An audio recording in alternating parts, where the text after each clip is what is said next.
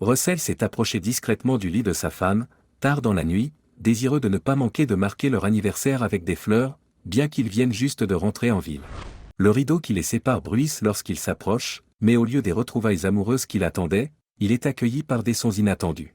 Il entendit les exclamations de plaisir familières de sa femme, semblables à celles qu'elle émettait lorsqu'ils étaient intimes. En écartant le rideau, il a été confronté à un spectacle qui a bouleversé ses attentes. Un autre homme était intimement impliqué avec sa femme, et elle semblait l'encourager. Choqué et indigné, Russell s'exclama « Ginger, qu'est-ce qui se passe ici ?» Sa femme lui rétorque « Qui es-tu » ? « Quittez ma chambre sur le champ. » Puis, se tournant vers son compagnon, elle lui dit « Continue, chérie. » Avant que Russell ne puisse intervenir, il est frappé par derrière par une femme âgée armée d'une canne. Au milieu du chaos et de la confusion, une infirmière s'est précipitée, a désarmé la femme et l'a rassurée avant de refermer le rideau, laissant sa femme et son compagnon sans interruption. Alors que l'infirmière éloigne Russell, ce dernier le supplie « Pourquoi ne les arrêtez-vous pas ? On profite de ma femme. Monsieur Compton, votre femme n'est pas forcée. Elle s'engage de son plein gré, explique calmement l'infirmière. Mais elle est atteinte de démence. Elle ne peut pas consentir. Vous devez l'en empêcher. Je vais intenter une action en justice contre cette maison de retraite. C'est votre droit. Cependant, lorsque vous avez été informé lors de votre admission, vous avez accepté les termes reconnaissant que les personnes atteintes de démence peuvent ne pas reconnaître leur conjoint et sont libres de nouer des liens au sein de l'établissement, à condition que ce soit consensuel et acceptable pour les deux parties. Des liens ? Ils étaient. La voix de Russell se perd dans la frustration. Et c'est leur décision. Je comprends que ce soit difficile, mais l'esprit de votre femme est dans une réalité différente. Pour elle, il s'agit peut-être d'une expression d'amour envers vous. C'est malheureusement une facette de la maladie, explique l'infirmière avec compassion. Je comprends ce qu'elle vit. Ce que je ne comprends pas, c'est que vous permettiez que cela continue, a protesté Russell. Je m'excuse, monsieur Compton, mais je ne suis pas en mesure d'approfondir la question autant que vous le souhaitez. Notre manque de personnel pendant les deuxième et troisième quarts de travail limite souvent le temps dont nous disposons. Rentrez chez vous pour l'instant, essayez de vous calmer et revenez demain. Abby, l'assistante sociale, pourra mieux répondre à vos préoccupations. Je vous assure que les choses ne sont peut-être pas aussi terribles qu'elles en ont l'air. Sur ce, elle se précipite vers la lumière clignotante de l'infirmière la plus proche. Les larmes aux yeux, Russell sort du bâtiment. Il se sentait coupable d'avoir placé sa femme dans une maison de retraite. Il réfléchit désespérément à la possibilité de la ramener à la maison. Cherchant des conseils, il s'est assis dans sa voiture sur le parking de l'établissement et s'est souvenu d'une conversation avec son ami de la guerre du Vietnam, Wally, dont la femme était atteinte de démence et se trouvait dans une maison de retraite. À l'époque, l'état de Ginger n'était pas aussi grave et Russell n'avait pas vraiment tenu compte des conseils de Wally. À l'époque, les oublis lui semblaient faire partie du processus normal de vieillissement. Retrouvant Wally à leur place habituelle au VFW, Russell lui propose de lui offrir un verre. Wally plaisante, il doit y avoir quelque chose de très grand ou de très mauvais pour que tu m'offres un verre.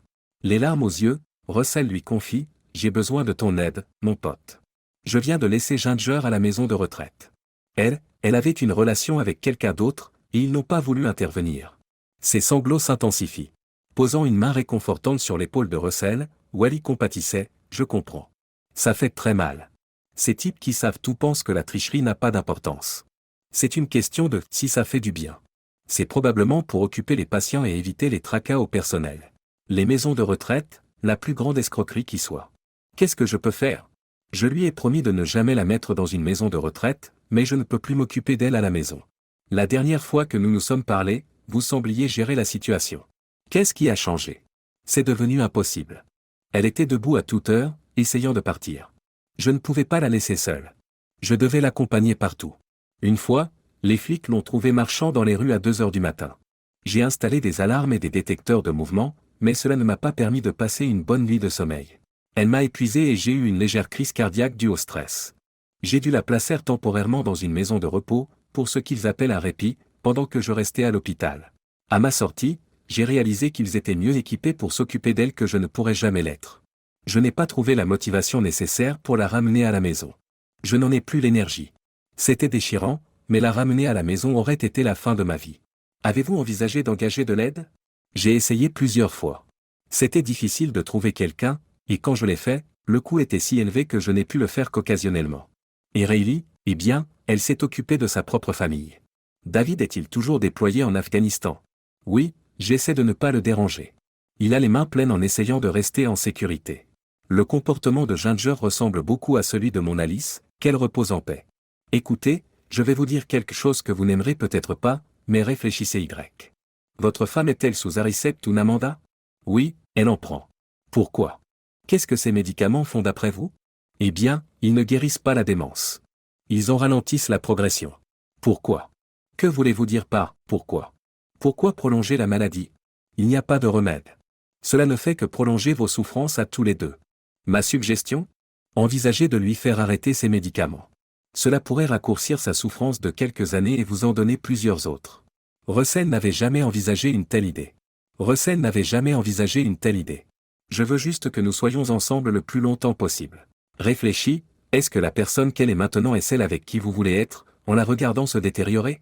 Réfléchissez à ce qui est le mieux pour vous deux. Mais on découvre sans cesse de nouveaux médicaments qui pourraient l'aider.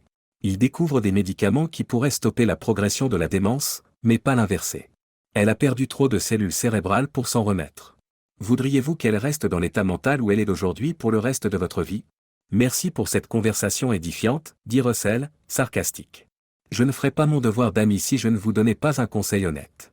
Malheureusement, il n'y a pas de solution parfaite aux questions que tu te poses. Je suis désolé. Voici d'autres conseils qui pourraient vous aider. Participez au groupe d'entraide pour la maladie d'Alzheimer. Il se réunit habituellement tous les deuxièmes mardis du mois au Area Agency en Aging sur la promenade Fairview, à partir de 10 h. C'est un lieu où les membres de la famille se réunissent et partagent leurs expériences avec leurs proches atteints de démence. Parfois, ils font venir des conférenciers qui discutent des programmes liés au transport, à l'assistance à domicile et à l'équipement médical. Cela vaut peut-être la peine d'y jeter un coup d'œil. Russell ne savait pas si sa conversation avec Wally l'avait aidé à se sentir mieux ou moins bien. Il redoutait sa prochaine discussion avec l'assistante sociale. Cependant, son épuisement mental et une gorgée de bourbon lui permirent de passer une nuit exceptionnellement reposante. Attendre plus d'une demi-heure qu'Abby le rejoigne n'a pas amélioré son humeur. Dès qu'elle s'est installée à son bureau, Russell l'a interpellée. « Dites-moi pourquoi je devrais accepter que ma femme ait une relation avec un autre homme. » Abby est restée calme, sans se laisser impressionner par la confrontation. « Monsieur Compton, je ne peux pas prétendre comprendre exactement ce que vous ressentez. Rien de tel ne m'est arrivé. Je comprends qu'il vous soit pénible de voir votre femme dans une telle situation. Permettez-moi de clarifier notre point de vue. » Elle a commencé par dire, lorsqu'une personne est atteinte de la maladie d'Alzheimer. Russell s'est interposé, elle est atteinte de démence. Pas d'Alzheimer. C'est une idée fausse très répandue. La maladie d'Alzheimer est en fait un type de démence. C'est la forme la plus répandue. Il en existe plusieurs autres, mais leur point commun est la perte de mémoire. Abby ajoute, la maladie s'accompagne ou non d'une série de symptômes. Certains peuvent errer, d'autres non. La personnalité de certains peut changer, celle d'autres non. Chaque cas est unique. Ce qui reste constant, c'est la perte de mémoire, le déclin cognitif progressif et, en fin de compte, la défaillance des organes. Voici comment je décris ce qui est arrivé à l'esprit de votre femme. Elle a été projetée dans une machine à voyager dans le temps qui fonctionne mal. Cette machine lui permet de voyager dans le temps, mais elle est bloquée, incapable d'aller de l'avant. Ainsi, elle se souvient parfaitement de choses qui se sont passées il y a des années, mais peut avoir du mal à se rappeler des événements récents, comme ce qu'elle a mangé au petit déjeuner, ou même si elle a mangé tout court. Puisqu'elle ne peut pas retourner dans notre présent, nous devons entrer dans son passé, quel qu'il soit. Nous voulons qu'elle savoure et apprécie cette période où la machine s'est arrêtée. C'est pourquoi nous évoquons le « bon vieux temps », nous nous engageons dans des activités en rapport avec cette période et nous évoquons parfois le retour à la maison ou la visite d'êtres chers disparus, parce que ces souvenirs sont très vivants pour elle. Notre objectif est d'offrir des expériences positives.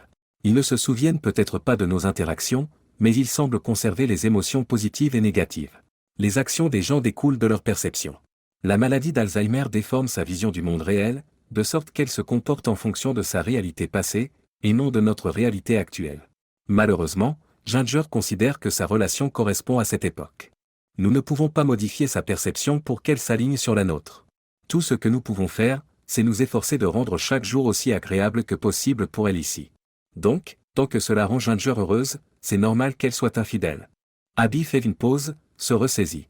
Notre politique stipule que les résidents peuvent choisir leur compagnon, tant que c'est leur choix, à moins que leur tuteur ne s'y oppose. D'après nos dossiers, vous n'êtes pas son tuteur légal. Je suis son mari, pour l'amour du ciel. Ça ne compte pas pour décider avec qui elle est. Techniquement, non. Tout comme si elle n'était pas atteinte de démence, le fait d'être son mari ne l'empêcherait pas de poursuivre une relation si elle le souhaitait. Je ne dis pas qu'elle le ferait. Si elle avait une liaison, En plus d'être contrarié, vous essaieriez probablement de comprendre ses raisons avant d'agir. C'est ce qu'il faut faire maintenant. Ses motivations n'ont rien à voir avec le fait de vous trahir. Je vous conseille vivement de lire les documents que nous vous avons fournis, cela vous aidera à comprendre. Donc, vous êtes d'accord pour prendre mon argent pour ses soins, mais vous ne pensez pas que je devrais avoir mon mot à dire sur la personne avec qui elle est. Vous semblez affligé, monsieur Compton. Si cela vous perturbe trop, je serais heureux que l'administrateur vous donne plus d'explications. Ou bien, vous avez toujours la possibilité de trouver un autre endroit pour elle. Russell s'assit en silence, essayant d'assimiler ce qu'il venait d'entendre et la menace implicite de la reloger. Les souvenirs des moments où Ginger et lui avaient eu du mal à communiquer lui reviennent en mémoire. Je suis désolé de me mettre en colère, mais accepter cela me semble impossible. Malheureusement, oui. Pour améliorer les choses pour vous et pour elle, vous devez adapter votre façon d'interagir avec votre femme. Notre modèle de formation est l'approche des meilleurs amis. Croyez-moi, la maîtriser fera une différence significative. Je vous recommande vivement de participer au groupe d'entraide Alzheimer, qui peut vous fournir des conseils précieux. Je suis au courant. Les deuxièmes mardis à l'agence régionale du vieillissement. Une amie m'en a parlé aussi. Très bien. N'hésitez pas à m'interroger ou à interroger le personnel sur notre approche de la maladie ou sur nos actions à tout moment. Il est tout à fait compréhensible que vous soyez contrarié. Cela ne veut pas dire que nous ne faisons pas d'erreur, mais nous faisons de notre mieux. Merci, murmure-t-il silencieusement, pour rien. Russell avait initialement prévu de rendre visite à sa femme après avoir quitté le bureau d'Abby, mais la voir avec quelqu'un d'autre rendait la chose trop difficile. Il a préféré rentrer chez lui. Le téléphone sonna dès qu'il entra. C'était Rayleigh, la fille de Russell et Ginger. « Papa, comment va maman ?» Russell ressentit un pincement au cœur, elle n'avait jamais demandé comment il allait en premier. Il essaya de contenir sa frustration. Elle semble s'adapter à la maison de retraite. Elle s'est fait au moins une amie proche. Russell ne put résister à un commentaire sardonique, sachant que Rayleigh n'était pas au courant de la vérité. C'est une bonne chose. Je comprends pourquoi elle a dû partir pendant que tu étais à l'hôpital, mais je ne sais pas pourquoi tu ne l'as pas ramenée à la maison après ta guérison. Russell s'est senti mis au défi, interprétant cela comme une question sur son dévouement à sa femme. Vous ne comprenez pas pourquoi parce que vous ne savez pas ce que c'est que de s'occuper d'elle.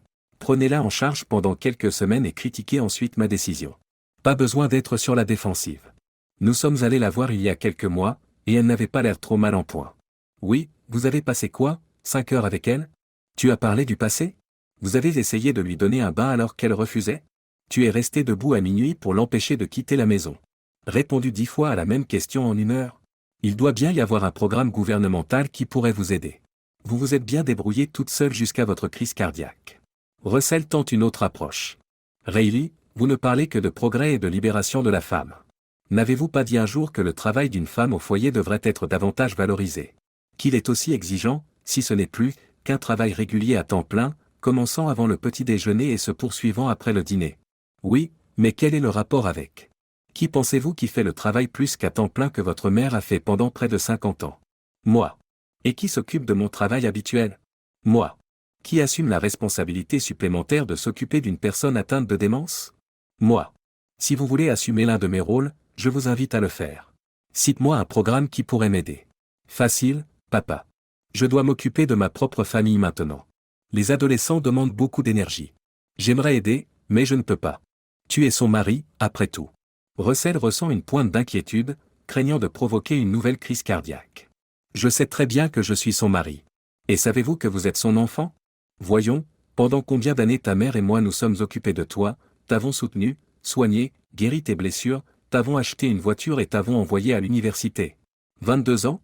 Et combien de jours nous as-tu remboursé? Pratiquement aucun, espèce d'ingrat. Il raccrocha le téléphone et vérifia sa tension artérielle. Lorsque le téléphone sonna à nouveau presque immédiatement, il l'arracha de la prise par son cordon. S'attendant à recevoir d'autres appels, il éteignit son téléphone portable. Il savait que des excuses seraient peut-être nécessaires plus tard, mais à ce moment-là, il n'en avait pas la motivation.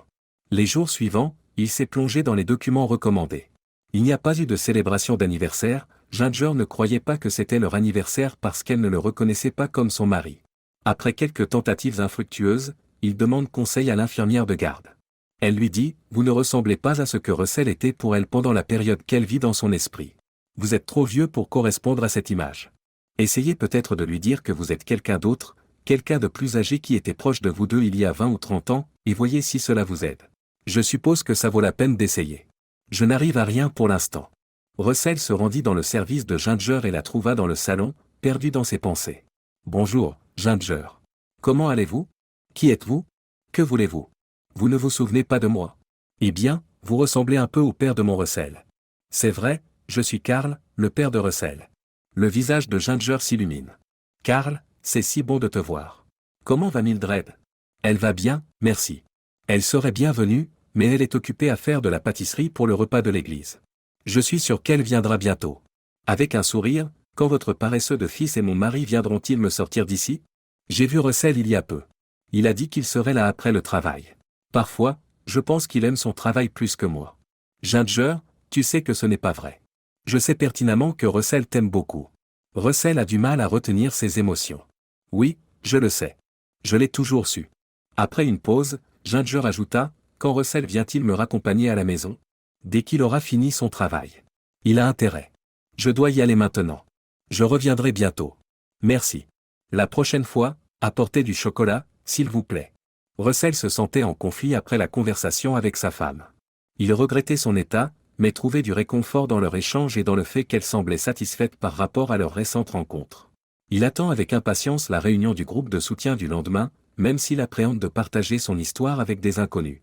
Le groupe d'entraide Alzheimer s'est réuni dans une salle de conférence confortable, où une douzaine de personnes étaient assises autour d'une table oblongue. Du café et des beignets ont été offerts et les participants ont signé un formulaire de présence à leur arrivée.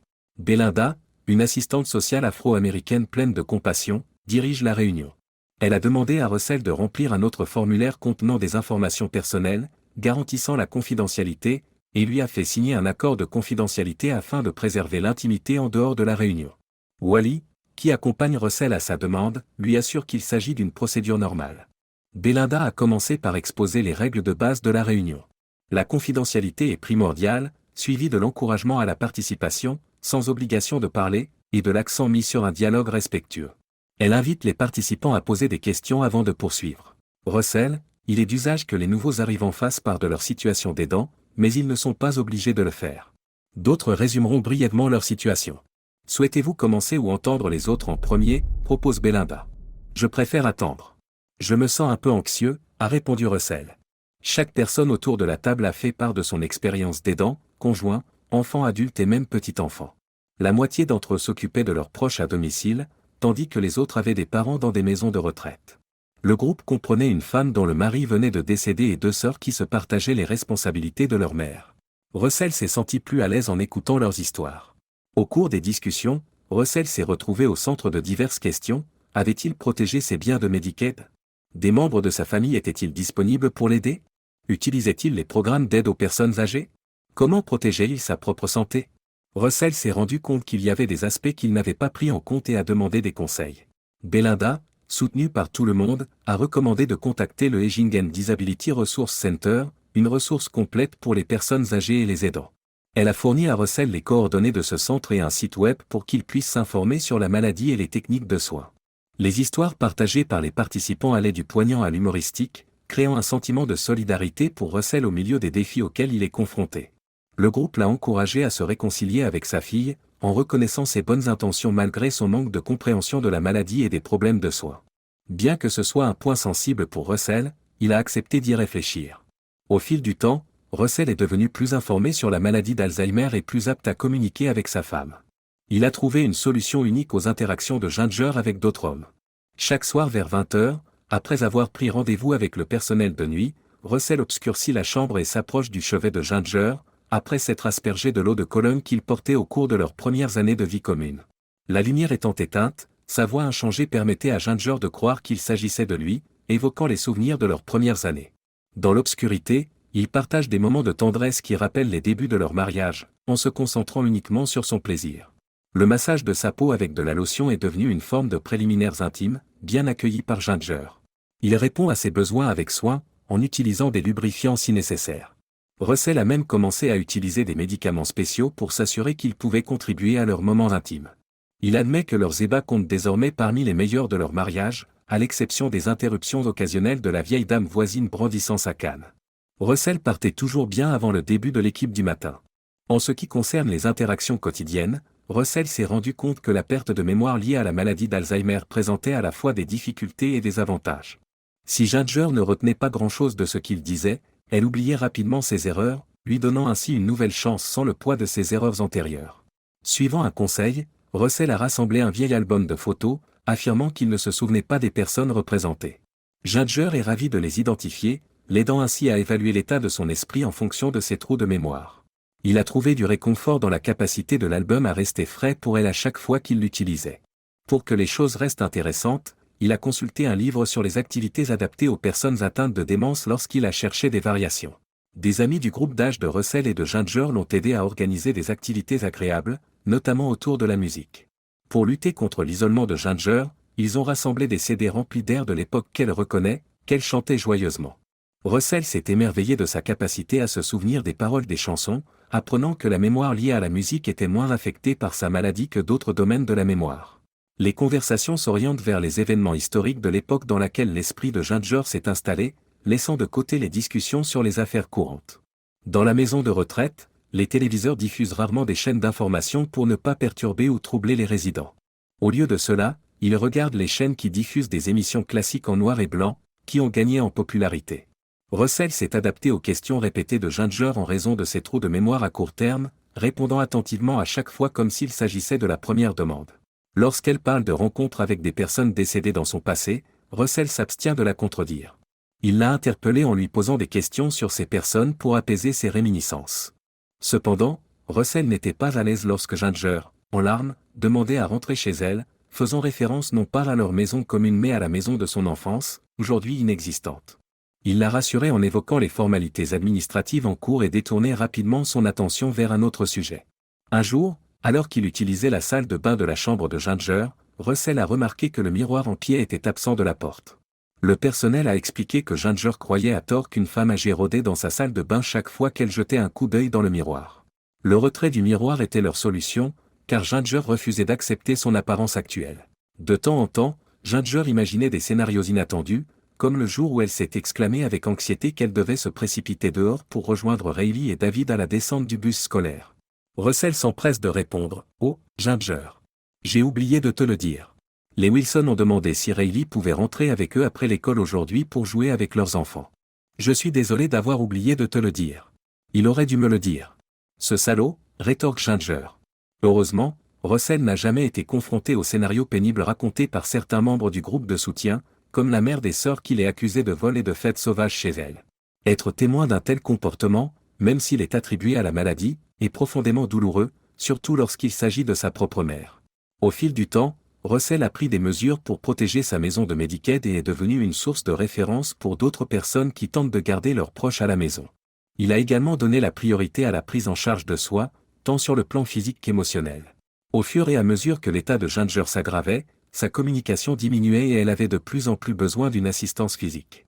Bien qu'elle ne reconnaisse plus Russell, elle semble trouver du réconfort dans sa présence. Elle s'est éteinte une nuit avec Russell à ses côtés, même si leur moment d'intimité avait cessé depuis longtemps. Pourtant, Russell pensait que leur sommeil commun s'améliorait en compagnie de l'autre. Riley et son père s'étaient réconciliés quelques mois plus tôt, Riley s'étant bien informée sur la maladie et les soins à prodiguer. S'excusant abondamment, elle a rendu visite à ses parents plus fréquemment, assumant même le rôle d'aide-soignante pendant une semaine à leur domicile. Malgré les conseils de Russell, l'expérience l'a laissée épuisée, accompagnée d'excuses sincères et de larmes. Cette expérience a également donné à Riley le courage d'aborder les questions de fin de vie, une conversation qu'elle a eue avec son frère lorsqu'il est parti. Son retour à la maison avec sa nouvelle fiancée a été un bonus inattendu, apportant de la joie à la famille. Ayant consacré des années à s'occuper de Ginger, Russell savait qu'il avait dépassé le stade de la recherche d'un autre partenaire pour survivre. Au contraire, il était impatient de profiter des années qui lui restaient à vivre et de savourer les souvenirs agréables de la dernière année passée avec sa femme. Il a trouvé de la compagnie auprès d'une personne veuve du groupe de soutien, quelqu'un qui comprenait son parcours d'aidant. Ils ont partagé un lien basé sur des expériences communes, et Russell a veillé à ce que les moments qu'ils partageaient soient sans canne. Plus important encore, Russell était reconnaissant de ne pas avoir été forcé à entrer dans une machine à remonter le temps brisé par des regrets et des événements passés immuables.